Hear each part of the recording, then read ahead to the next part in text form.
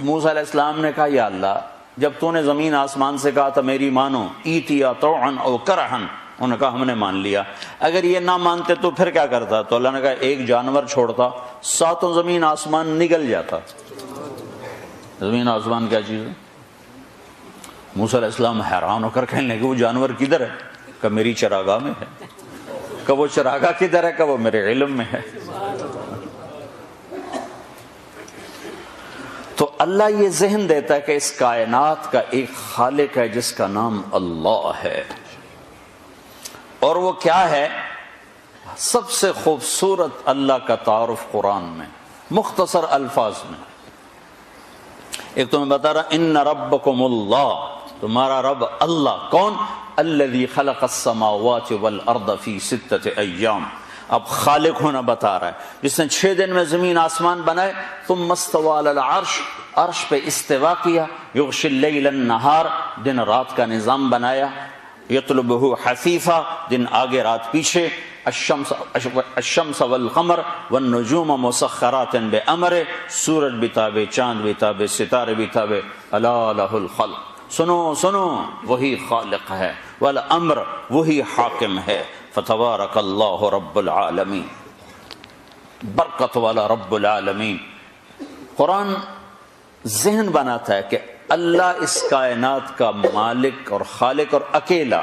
ایک دفعہ قریش مذاقاً کہنے لگے کوئی اپنے رب کا عطا پتہ تو بتا، کیسا ہے؟ کیسا ہے؟ کوئی باپ دادا، کوئی بیٹا پوتا، کوئی بیوی بچے، کیسا ہے؟ تو اس وقت اللہ تعالیٰ نے یہ سورت اتاری، جبریل آئے، 70,000 فرشتے اس کے ساتھ آئے، قل هو اللہ احد اللہ الصمد لم یلد ولم یولد ولم یکن لہ کفوا احد۔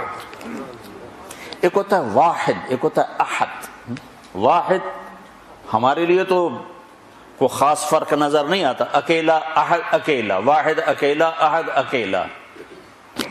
واحد اسے کہتے ہیں شریک کوئی نہ ہو۔ میں کہہ سکتا ہوں اس ویسٹ کوٹ کا میں واحد مالک ہوں کہ اس میں اور میرا کوئی شریک نہیں ہے، لیکن میں یہ نہیں کہہ سکتا اس ویسٹ کوٹ کا میں احد مالک ہوں۔ احد کسے کہتے ہیں؟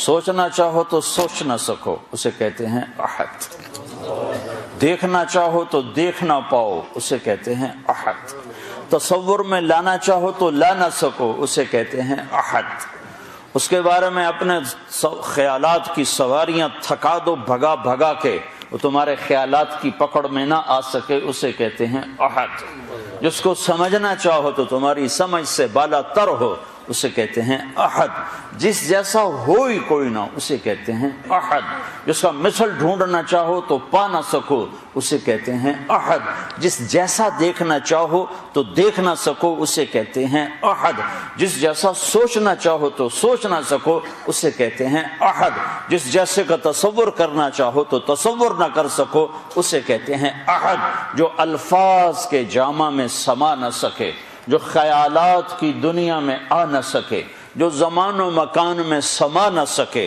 جو کون و مکان میں آ نہ سکے، جو اتنا دور ہو کہ نظر سے بھی آگے اور خیال سے بھی آگے، اور اتنا دور ہونے کے بعد اتنا قریب ہو کہ شاہرگ سے بھی زیادہ قریب ہو جائے، وہ احد ہوتا ہے۔ احد، قل هو اللہ احد۔ برمنگم والوں کو بتاؤ کہ زمین آسمان کا ایک مالک ہے، وہ اللہ ہے، کیا اس کے ساتھ کوئی اور ہے؟ نہیں، احد احد۔ اس لیے جب بلال کو کوڑے پڑتے تھے تو کہتے تھے احد احد، اور مارو احد احد، اس زبان سے احد نکلے گا۔ کیسا ہے؟ اللہ الصمد، کسی کا محتاج نہیں، سب اس کے محتاج ہیں۔ کیسا ہے؟ لم یلد ولم یولد، نہ ماں باپ نہ بیوی بچے۔ کیسا ہے؟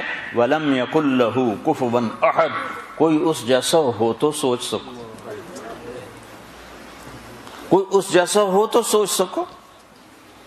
کوئی تصور میں تو تب آئے جب اس کی کوئی مثل موجود ہو، کوئی شبہ موجود ہو، کوئی مثال موجود ہو۔ مثال سے، مثل سے، شبہ سے، شبیہ سے پاک ذات ہے، پاک ذات ہے۔ کیا عجب بات نہیں کہ موجود ہے. آپ سب موجود ہو کہ نہیں ہو؟ آپ سب ایک جسم ہو، ایک ذات ہو، ایک وجود ہو. آپ سب نے جگہ گھیری ہوئی ہے، 2 فٹ 2.5 فٹ 3 فٹ. میں ممبر پہ بیٹھا، میں نے جگہ گھیری ہوئی ہے. میرا اللہ ایک ذات ہے لیکن جگہ سے پاک ہے. کمال ہے. میرا رب ایک ذات ہے لیکن زمانے سے کوئی زمانہ نہیں، وہاں کوئی ٹائم نہیں ہے، وہاں کوئی ماضی نہیں، کوئی حال نہیں، کوئی فیوچر نہیں، کچھ بھی نہیں ہے. مشرق نہیں، مغرب نہیں، شمال نہیں، جنوب نہیں. مشرق سے پاک، مغرب سے پاک، شمال سے پاک، جنوب سے پاک. لیکن ہر زمانے مکانے سے پاک ہو کر کہتا ہے اینما تولوا فثم وجہ اللہ. جدھر منہ موڑو گے آگے میں کھڑا ہوں گا، جدھر دیکھو گے مجھے پاؤ گے. پتوں میں دیکھو گے میرے جلوے دیکھو گے، بارش کے قطروں میں دیکھو گے اللہ اللہ دیکھو گے، بادل کی گرج میں سنو گے تو اللہ اللہ سنو گے، بجلی کی روشنیوں میں دیکھو گے تو اللہ اللہ دکھائی دے گا، بجلیوں کی کڑک میں تمہیں اللہ اللہ سنائی دے گا، بھمرے کے اڑنے میں تمہیں اللہ نظر آئے گا، پھول کی پتی میں تمہیں اللہ نظر آئے گا، پھل کی مٹھاس میں تمہیں اللہ نظر آئے گا، بھینس کے دودھ کے قطرے میں تمہیں اللہ نظر آئے گا، برستی بارش میں تمہیں اللہ نظر آئے گا، بہتے دریاؤں میں تمہیں اللہ نظر آئے گا، گرتی آبشاروں میں تمہیں اللہ نظر آئے گا، ابلتے چشموں میں تمہیں اللہ نظر آئے گا، مہکتے پھولوں میں تمہیں اللہ نظر آئے گا، رینگتے کیڑے مکوڑوں میں تمہیں اللہ نظر آئے گا، بپھری موجوں میں تمہیں اللہ نظر آئے گا. آگے دیکھو گے تو اللہ ہے، پیچھے دیکھو گے تو یعنی اللہ کی قدرت، اللہ کے جلوے، اللہ کی کاریگری. میرا رب کہتا ہے سنریہم آیاتنا فی الآفاق وفی انفسہم. یہ آنکھیں پاک کر لو، یہ لینز تبدیل کر لو، یہ لینز حرام نہ دیکھیں، یہ لینز حرام نہ دیکھیں. پھر جدھر منہ پھیرو گے تمہیں اللہ کی قدرت اور جلوے نظر آئیں گے، تمہیں پتے پتے میں اللہ دکھائی دے گا. صرف آسمان اللہ کی قدرت کا شاہکار نہیں ہے، میرے رب کی قسم ایک چیونٹی بھی میرے رب کی قدرت کا شاہکار ہے کہ کیسا بنانے والا ہے. 1 سینٹی میٹر دیکھنے والی کو قطار بنانا سکھا دیا، کھڑا ہونا سکھا دیا، چلنا سکھا دیا. تمہیں تو یہ جرمانے کا ڈر نہ ہو تو تم کہاں کھڑے ہو؟ تمہیں تو جرمانہ روکتا ہے. لائنوں میں کیوں لگتے ہو کہ جرمانہ پڑے گا؟ چیونٹی کو کون سا جرمانہ لگتا ہے؟ اسے کس نے سکھایا قطار بنا کے چلنا؟ وہ تو 1 سینٹی میٹر کے آگے دیکھ نہیں سکتے. بھلا وہو الخلاق العلیم.